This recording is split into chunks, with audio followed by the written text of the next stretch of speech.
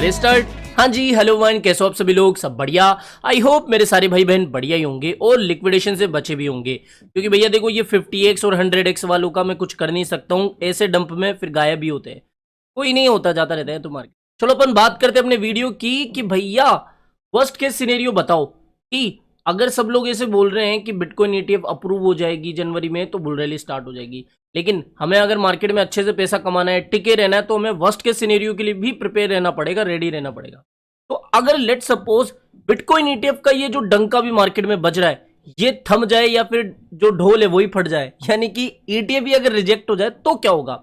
अब देखो, सबको पता है कि हाल्विंग से पहले एक डंप आता है, और वो चीज तो मैं भी मानता हूं, उसके लिए तो मैं भी एग्री कर रहा हूं। जो कमेंट सेक्शन में आते हैं कि भैया एक बड़ा डंप आएगा, वो चीज मैं मानता हूं, क्योंकि अक्सर देखा गया है कि जितने भी पास्ट में हाल्विंग हुई है उससे पहले एक बड़ा डंप आता है। तो इस डंप के पीछे शायद एसएससी की ईटीएफ रिजेक्शन वाली अपडेट हो सकती है। मैं वर्स्ट के सिनेरियो का टर्म जो यूज करता हूं ना, वो वर्स्ट के सिनेरियो का है। ऐसा नहीं है कि बिल्कुल ही होगा ही होगा। हम तो वैसे बुलिश चल ही रहे हैं काफी लंबे समय से, जब से बिटकॉइन 25,000 को क्रॉस करा है। हमारी तो लॉन्ग हमने ओपन करके छोड़ी हुई है, तो वो तो सीन अलग ही है। लेकिन हम वर्स्ट के सिनेरियो की बात करते हैं, तो उसके बारे में इस वीडियो में डिस्कस करते हैं। Let's start the video. लेकिन थोड़ा अभी करंट सिचुएशन के बारे में बात कर ले कि भैया ये क्या हो गया और कैसे हो गया कि बिटकॉइन 41,900 800 इसके आसपास आ गया, इवन 40,000 के लेवल को भी टच कर गया। देखो, मार्केट में से कोई न्यूज नहीं है, ये सिंपल सा फंडा है। जब भी मार्केट ओवरबोट होता है, जब भी मार्केट के अंदर काफी ज्यादा अच्छी खासी रैली देखने को मिलती है, उसके बाद में एक अनुमानित 4-5-6% का डंप तो आता ही है। ये चीज मैंने इससे पहले भी आपको बताई हुई है। ये वाला ट्रेंड अच्छा 2 दिन पुराना है, या फिर सेकंड लास्ट वीडियो देख लेना, उसमें मैंने आपको यही समझाया था कि हम अभी भी अप ट्रेंड को फॉलो कर रहे हैं, अभी तक अप ट्रेंड को फॉलो कर रहे हैं। और वक्त की तो भैया यही गुजारिश है कि बिटकॉइन को 40,000 आना चाहिए, और मैं भी यही सोच रहा हूं कि बिटकॉइन एक बार 40,000 आ जाए तो मैं थोड़ा सा और जो मार्जिन है ऐड कर लूं। तो अगर ये चीज होती तो फिर से हम अप ट्रेंड शुरू कर देंगे, ठीक है। बाकी अगर देख तो यही चीज तो अभी देखने को मिली है कि बिटकॉइन एग्जैक्टली इसी हमारे लेवल पर हिट करा, ट्रेंड लाइन के जो बॉटम वाली ट्रेंड लाइन है, यहां पर आप देख सकते हो, इसको यहां पर आकर अपना सपोर्ट बनाया। तो ये चीज ऐसा नहीं है कि कोई बहुत भयंकर मार्केट खराब हो गया, ऐसा कुछ नहीं है, ठीक है। लेकिन कल जो मैं एक्सपेक्ट कर रहा था कि भैया ये जो सिमेट्रिकल ट्रायंगल है इसका ब्रेकआउट हो सकता है, हालांकि कोई ट्रेड ओपन नहीं हुई क्योंकि कंफर्मेशन ही नहीं मिला, और फिर हमें ब्रेकडाउन के बाद में एक बड़ा डंप देखने को मिल गया। और अच्छा, ये चीज आज इसलिए ही की गई थी क्योंकि जनरली हम देखते हैं कि सोमवार को, पिछले 2-3 सोमवार को देखो आप कि बड़ा पंप आया है, लेकिन इस बार डंप आ गया। तो वही लिक्विडेशन का गेम हुआ है और कोई डरने वाली बात नहीं है। हाँ, एक चीज कल का ध्यान रखना कि कल के दिन हमें थोड़ा ज्यादा अलर्ट रहना है, क्योंकि भैया हम चल रहे हैं अप ट्रेंड के अंदर।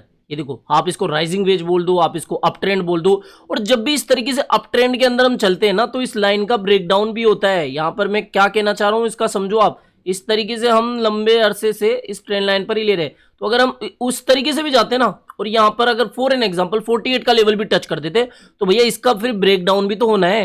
ये मार्केट का तो बेसिक रूल होता है, और ब्रेकडाउन होगा तो फिर इस तरीके से आप 37-35 तक का भी डंप मान सकते हो, ठीक है। तो यहां पर मैक्सिमम लोग अपना प्रॉफिट बुक करेंगे।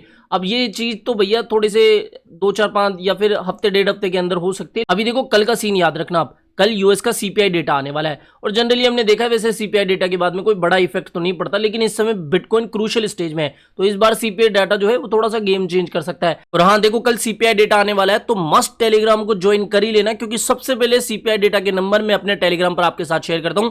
लिंक आपको वीडियो के डिस्क्रिप्शन बॉक्स में मिल जाएगा। कम से कम 2-3 दिन के लिए तो टेलीग्राम को ज्वाइन कर ही लेना।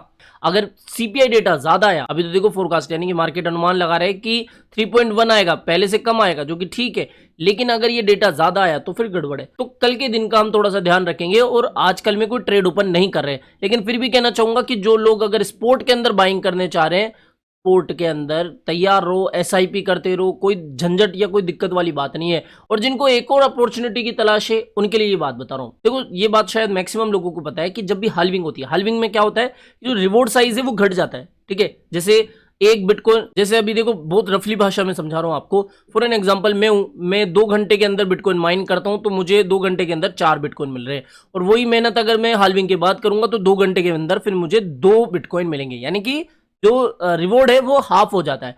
तो यहां पर ऐसा माना जाता है कि जब भी हाल्विंग होती है ना, हाल्विंग के कुछ महीनों पहले एक डंप आता है, और ये डंप किस तरीके से आ सकता है वो मैं आपको बताता हूं कि अगर बिटकॉइन ईटीएफ रिजेक्ट हो जाती है, क्योंकि भैया देखो बिटकॉइन का चोचला बहुत लंबे समय से आया है, इसकी हिस्ट्री भी आप पढ़ लेना।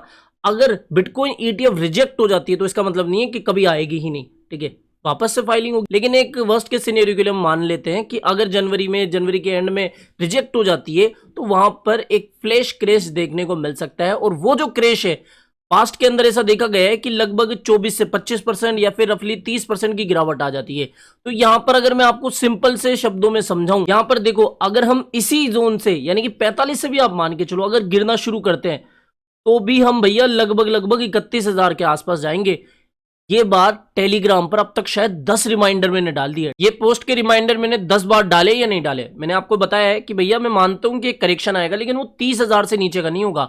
आप ये छोड़ दो कि 20,000 आएगा, 10,000 आएगा, 25,000 आएगा, मैं 30,000 या फिर अगर वीक भी आप मान रहे हो तो वो लमसम आपकी 29 या फिर बस 29, इससे ज्यादा मेरे को नहीं लग रहा है, सीधी सिंपल सी बात। तो मैं ये वाली पोस्ट तो आपको बताता ही रहता हूं कि हाँ हाल्विंग से पहले अगर डंप आता भी है तो वो इतना आएगा। लेकिन ये भी नहीं है कि आप बिल्कुल ही डर की वजह से बिटकॉइन को बाय करना ही छोड़ दो स्पोर्ट के अंदर, भैया डीसीए करते रहो। मैं फ्यूचर्स की बात कर रहा हूं, जिनको फ्यूचर्स में ज्यादा लेवरेज का शौक है ना वो फिर इसके लिए तैयार रहो, ठीक है। तो बहुत सिंपल सी बात है कि वर्स्ट के सिनेरियो के अंदर मैंने बता दिया कि बिटकॉइन टूटेगा भी तो इतना ही टूटेगा, इससे ज्यादा कोई डरने वाली बात नहीं है। लेकिन आप ये भी तो देखो हमने प्रॉफिट कितना कमाया है, ये चीज का ध्यान रखना। और एक्सचेंज किस एक्सचेंज को यूज करना चाहिए, देखो इस समय बाइनेंस की थोड़ी सी तबियत खराब चल रही है तो आप हो सके तो बाइबिट पर ट्रेड करना शुरू कर दो, लिंक आपको वीडियो के डिस्क्रिप्शन बॉक्स में मिल जाएगा। मेरा ऑनेस्ट रिव्यू है कि बाइबिट इस समय सबसे मजबूत एक्सचेंज बनकर निखरा है जिस पर आप बेझिझक लॉन्ग टर्म के अंदर कुछ भी ट्रेड ओपन कर सकते हो। तो यहां पर इसका ध्यान रखना, ओके। तो बाइबिट एक्सचेंज का लिंक मैंने वीडियो के डिस्क्रिप्शन बॉक्स में डाल दिया, तो जरूर से ज्वाइन कर लेना। और आप ना ज्यादा डरा मत करो, ये चार्ट याद रखो, कुछ नहीं होना जाना है, थोड़ा बहुत डंप आएंगे, ज्यादा से ज्यादा डंप मैंने बता ही दिया यहां तक। और इसके बाद में फिर भाई साहब ये 63 आपको कभी क्रॉस करता हुआ दिख जाएगा, ऐसा लगेगा कि यार हमने यहां पर देखा था यहां आ गया। टेंशन मत लो, कम लेवरेज यूज करो, लिक्विडेशन का खतरा आपको नहीं रहेगा। और स्पोर्ट में हो तो फिर खतरा तो क्या ही है, ठीक है। समय लग सकता है लेकिन आपको डेफिनेटली बिटकॉइन तो प्रॉफिट देगा ही देगा, इतना तो समझ में आ गया आपको। बस इतना ही था आज की इस वीडियो के लिए। आई होप दोस्तों आज की वीडियो आपको पसंद आया होगा। तो वीडियो पसंद आया हो तो डेफिनेटली वीडियो को लाइक करना है, चैनल आप ही के काम का तो चैनल को भी सब्सक्राइब करके रख लेना है। मिलते हैं जल्दी नई अपडेट के साथ, टिल देन जय हिंद जय भारत।